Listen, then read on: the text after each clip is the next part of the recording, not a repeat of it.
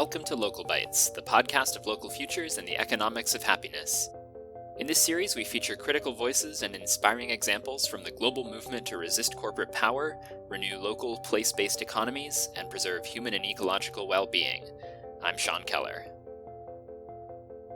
In April 2017, my colleague Kristen Steele went to the beautiful port city of Malaga, Spain, for the Global Forum on New Economy and Social Innovation, or NESI for short, an event that Local Futures co-organized along with more than 50 other organizations working to create a new economy. One of the people she was fortunate enough to meet there was Tompt, co-founder of the REconomy Centre in Totnes, England. Yes, that Totnes where the Transition Town movement was born. It's one of the most vibrant and ecologically conscious communities out there. We'll let Jay describe the REconomy Centre in more detail later, but suffice it to say that it's a little bit startup incubator, a little bit co-working space, and a little bit gift economy networking hub, all rolled into one. But what's perhaps most interesting about REconomy is the story of how it started in the first place. It's a story that holds lessons for anyone who's been thinking of how to catalyze change at the community level, but may not know quite where to start. Could you tell me a bit about how you got involved in the new economy realm? I suppose for me it kind of started with the WTO protest that happened in Seattle in 1999. So that kind of woke me from my slumber, so to speak. I was working in Silicon Valley. I had my own company. I consider myself an environmentalist and progressive, but that made me realize that I wanted to do something in my professional life that was more aligned with my values.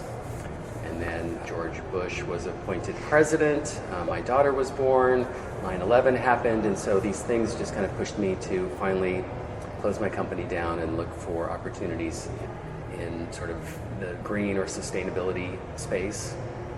So I joined a little company that was making and marketing compostable packaging and compostable kind of single-use items. But that didn't last very long for various reasons, and I joined another little company that was also marketing various kinds of green products. And this was kind of around the time of the green consumer movement kind of beginning to take shape. So in San Francisco, there were the green festivals. The next thing you know, Al Gore had his film, and Vanity Fair had their green issues. But then in 2011, I moved to Totnes. So Totnes is the home of Transition Town Totnes. But I immediately got involved with Transition Town for various reasons. I was interested in permaculture and so on. And I was one of the first people involved in what has become known as REconomy. It's kind of a familiar trajectory for many of us. You start in the corporate world, or the world of traditional schooling if you're a bit younger, trying to square your deep convictions with your day-to-day work. Green capitalism seems like a decent answer, as does conventional environmentalism, which focuses on individuals taking responsibility for their energy consumption patterns and lifestyles and purchasing choices as the primary method for enacting change. But then you start wanting to do something more systemic that will solve multiple problems at once. Not just environmental problems, but social and economic ones as well. Something that will actually make strides towards rebuilding the communal fabric that's breaking down around you. The REconomy is kind of like the new economy wing of the transition movement, if you like. We definitely see our work as being economic relocalization, when what we've been doing for the past 6 years is try to create the conditions for a new economy to emerge in a place. And so for us, that means trying to create the conditions for new economic actors, new economic relationships, new economic models. And we have undertaken various projects to help us do that. One of the first projects that we undertook in Totnes, we looked around and we said, okay, we want to shift the economic thinking here. What can we do? Well, one idea was to develop an incubator. So an incubator or co-working space could be a place that could help to nurture new kinds of enterprises that would provide an alternative to corporate destructive businesses, or could provide some livelihoods, could maybe even be regenerative for local ecological systems. So we started doing an incubator in one day. We called it the Local Entrepreneur Forum. So this is in 2012. In short, it provides a space for people to kind of learn what they need to learn, meet who they need to meet, but also for enterprises to connect with members of the community who might be investors of of money or investors of time or investors of other kinds of support. It provides a platform for us to deliver a new kind of narrative about what an economy can be like and what the various roles people can play in a new economy could be. We use the word entrepreneur, but then we define it. So what kind of entrepreneur do we need now? One that is part permaculturalist, part activist, part community organizer, and oh, by the way, someone who can make something be financially self-sustaining. And the same for investors. So we talk about friendly and patient capital, trying to get people to think of themselves as potentially being able to support a friend or a neighbor who's going to start something up that might be good for the community. We've been doing that now for 5 years. It's great. But also in 2012, we launched another little project that we call the Local Economic Blueprint. Okay, so you want to change your local economy, where do you start? Why not start understanding your local economy and finding the opportunities for more local ownership, more local production?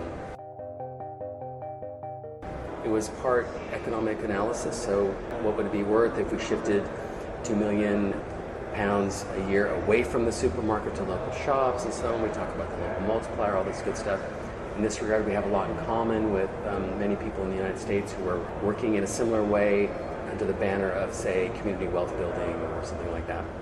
But the other thing that we did is we first engaged local leaders in the town, so local political leaders and people from other organizations, and we came up with a vision statement that probably anybody in our movement would sign up to. We want a local economy that will provide an abundance of opportunities for everyone to meet their needs in a way that is consistent with natural limits and that generally raises the well-being of the town. So this created a bridge, actually, to the people in local government who were all from conservative parties. So we said, okay, you've been on this little learning journey with us. We want to start more local businesses that are beneficial, that are going to be ecological and inclusive and so on. You have some vacant office space in town, give it to us. Don't charge us any rent, and we will make something wonderful happen. And this is how we got the REconomy Centre. So we turned the REconomy Centre into kind of an incubator and co-working space because our expenses are very low. We offer it on a pay-what-you-can basis. We offer workshops, we nurture people, and now this works synergistically with our local entrepreneur forum. We have the beginnings of, a little ecosystem to support more of the same, more kinds of progressive, relocalized businesses. Note that Jay mentioned bridging the gap with local conservative leaders. That raises an important point, that local economy projects don't necessarily fall neatly into existing political categories. Political parties claiming to represent the left and those claiming to represent the right have both become subject to the influence of transnational corporations through lobbying or campaign contributions, to the point where when it comes to taking critical steps like saying no to trade deals like TPP or TTIP, or regulating the financial, mining, and fossil fuel industries, they often end up making the same bad decisions and making it harder for the voices of people's movements to break through. Whatever it is that we've been doing in the progressive movement for the last 20 years obviously hasn't been working. We know this because of who's in office.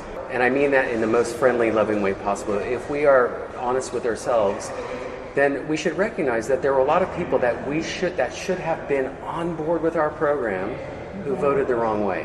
Why? So I'm living in Britain. We voted Brexit, and by we I mean the country. So it was pretty evenly split. Places that were very strongly pro-Brexit were places that had been left behind by globalization. People who, had we gotten them into the NESI conference, probably would have found a very welcoming home. But that didn't happen. A lot of people who voted for Trump, I think, came from a similar background. So I think we actually have a lot to offer these people. And if he has provided a crack, we need to force our way through that crack and find maybe a new language or new ways of working that can help us to reach people who we know would be our natural allies if we could just get around the table with them.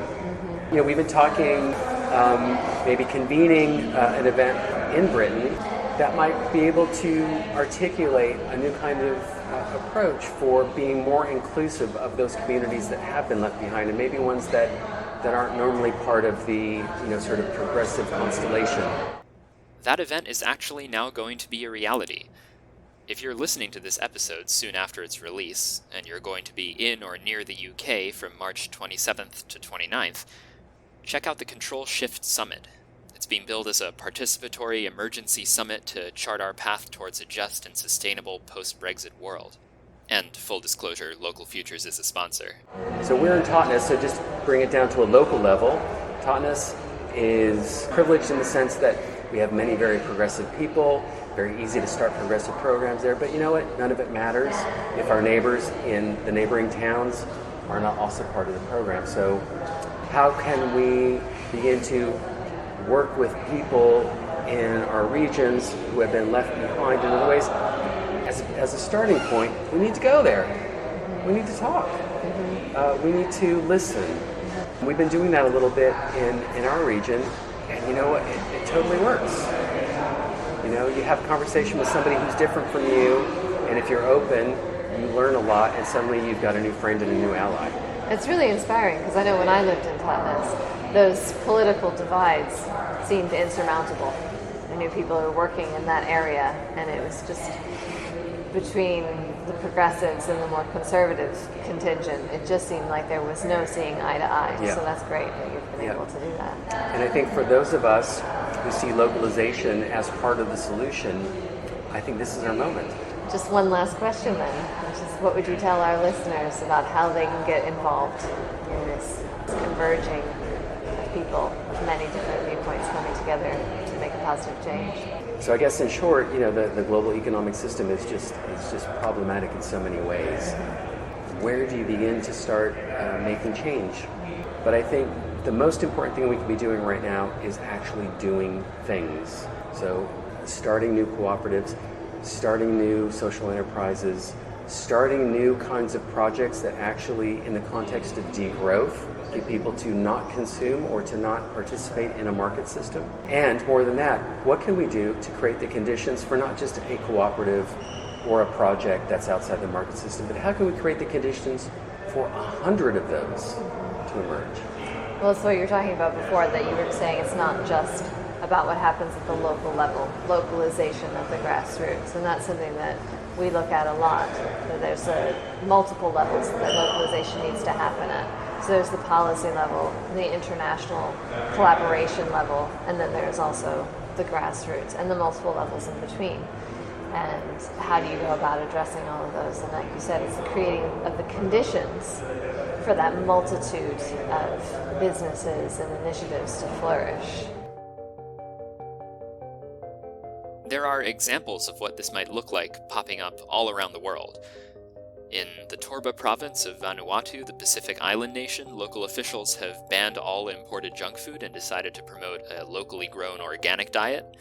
In a small French town called Mouansartou, the town council bought an old estate and turned it into a municipal farm, which now grows 85% of the vegetables used in the local school cafeteria. There's also a growing number of bans on disposable plastics popping up around the world, including an impressively far-reaching one from Nilgiri district in India, which targets everything from cling wrap to styrofoam. And this is really just the tip of the iceberg when it comes to the big interventions that are possible if policy change is used to complement and lift up grassroots projects. And if you're looking for more examples or ideas, the Planet Local section of our website has several. It's good to have a theory of change. You know, have a theory of how can you start something that leads to the next thing, that leads to the next thing, that leads to the next thing. Think in terms of systems. So if you want to start a cooperative or a social enterprise, do it. But also, if you are so inclined, think about, well, how can we create the conditions for 10? And probably you'll find allies wherever you are. They may not be the usual suspects, which is probably even better. There may be some people who are involved in social enterprise. There may be some people in your local city council or town council who are interested in redevelopment and might be open to new ideas. You might find allies in unlikely places. I think this really is our moment. So if I had one thing to say to everyone, I would say, get up off the couch and go do something. Thank you so much. You're welcome. Really My appreciate pleasure. you taking the time. Yeah, no problem.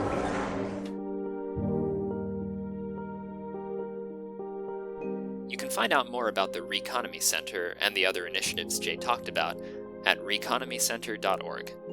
If you're interested in the upcoming Control Shift Summit, head over to ctrlshiftsummit.org.uk. These links, along with some links to resources that might be useful in helping you start a new economy project in your community, can be found in the description for this episode on localfutures.org.